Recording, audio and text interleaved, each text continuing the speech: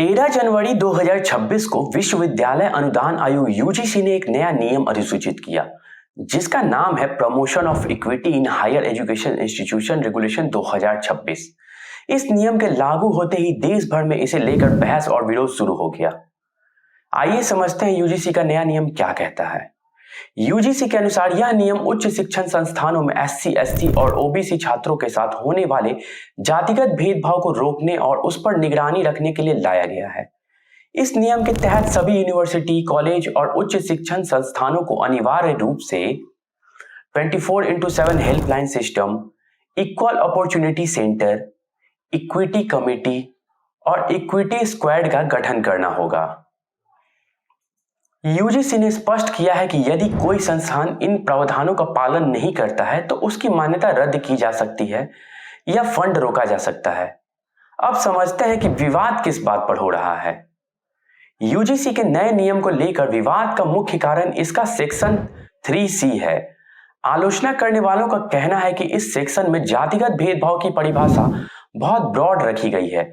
इस वजह से किसी भी एकेडमिक डिस्कशन या डिसिप्लिन एक्शन पर्सनल ओपिनियन को भेदभाव की कंप्लेंट के रूप में देखा जा सकता है।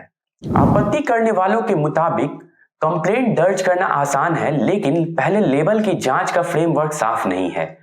टीचर्स और स्टूडेंट पर कांस्टेंट मॉनिटरिंग का प्रेशर बन सकता है। लोग खुलकर बोलने या सवाल पूछने से हिचक सकते हैं। नॉर्मल एकेडमिक फैसलों को भी कास्ट एंगल से देखा जा सकता है।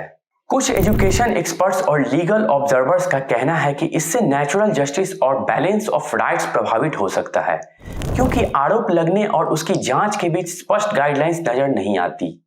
अब समझते हैं लीगल ऑब्जेक्शंस क्या है।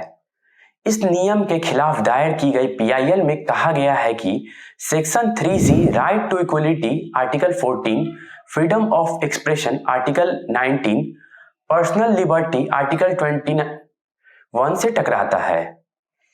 यूजीसी ने इस रूल के जरिए यूजीसी एक्ट 1956 से आगे जाकर पावर्स ले ली है। हायर एजुकेशन इंस्टीट्यूशंस की एकेडमिक ऑटोनॉमी और मेरिट बेस्ड सिस्टम पर असर पड़ सकता है। अब समझते हैं कि इसमें यूजीसी का स्टैंड क्या है। यूजीसी का कहना है कि यह रूल प्यूनिटिव नहीं, प्रिवेंटिव है। मकसद किसी को आरोपी बनाना नहीं, बल्कि कंप्लेंट्स को इग्नोर होने से रोकना है। किसी भी कंप्लेंट पर इंस्टीट्यूशनल प्रोसेस और इंक्वायरी जरूरी होगी। अब विवाद इस बात पर है कि यह रूल प्रोटेक्शन मैकेनिज्म है या फिर ओवर रेगुलेशन। अब इस पर आखिरी फैसला सुप्रीम कोर्ट ही करेगा, जिसका सभी लोग इंतजार करेंगे।